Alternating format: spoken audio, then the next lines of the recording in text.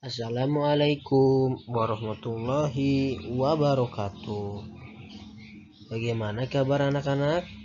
Semoga kalian selalu diberi kesehatan oleh Allah Tuhan Yang Maha Esa.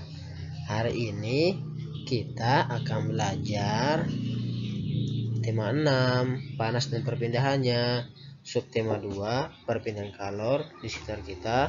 Pembelajaran 2, bagian 2. Nah, jika materi sebelumnya kita mempelajari tentang konduksi, maka kali ini kita mempelajari materi konveksi. Apa sih konveksi? Mari kita perhatikan bersama-sama ya.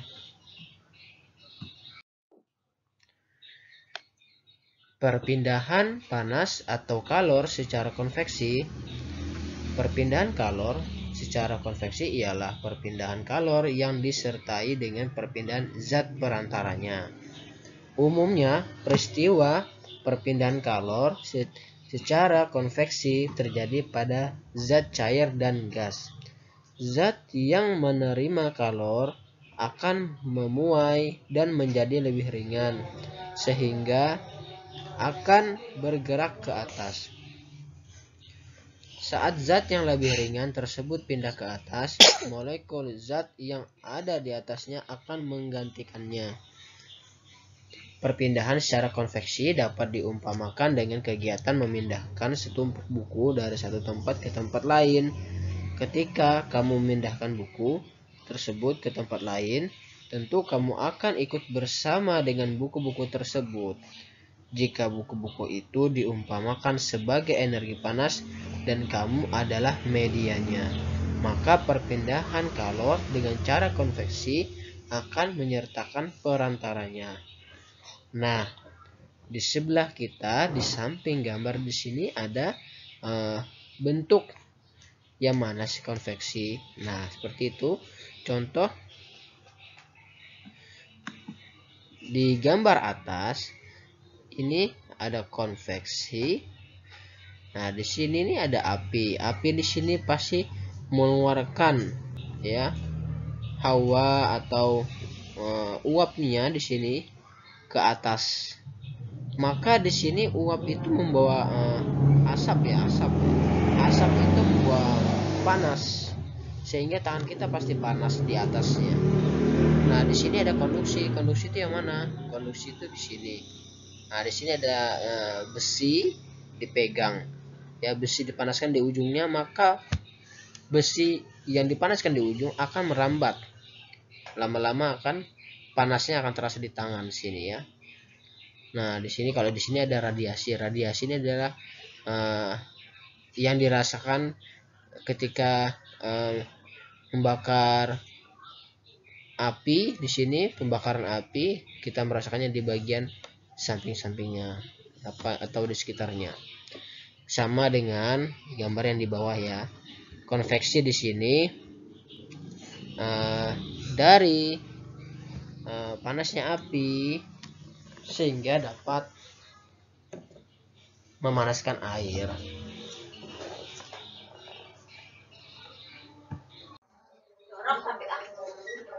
Peristiwa konveksi terjadi pada saat merebus air.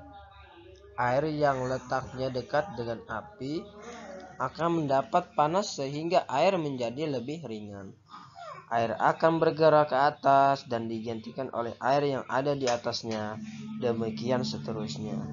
Perpindahan kalor secara konveksi juga mengakibatkan terjadinya angin darat dan angin laut.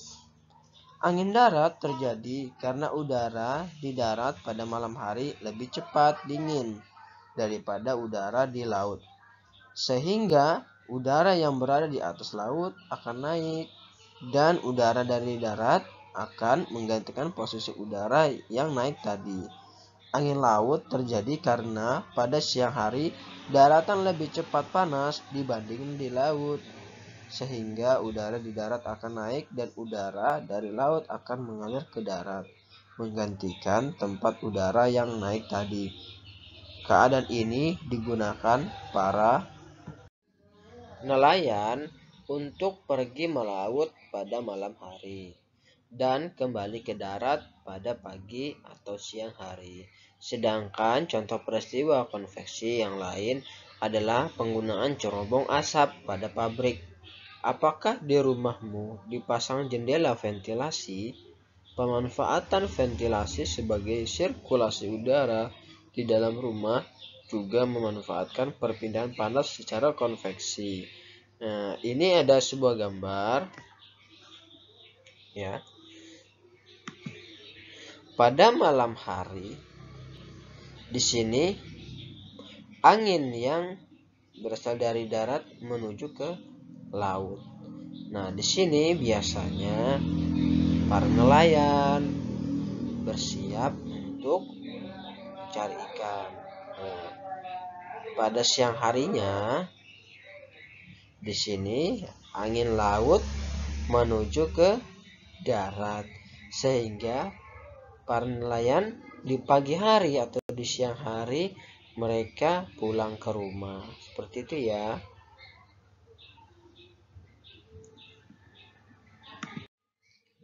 Nah, sekarang di sini buatlah daftar hal-hal penting yang kamu temui pada setiap paragraf di dalam bacaan.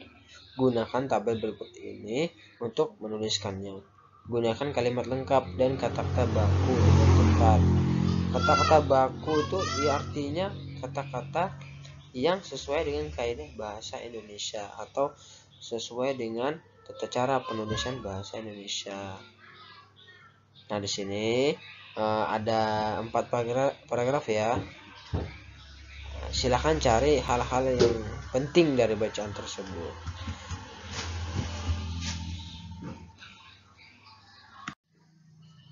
Mungkin itu saja yang bisa Bapak sampaikan dengan materi kali ini. Sekian, terima kasih. Selamat mengerjakan. Wassalamualaikum warahmatullahi wabarakatuh.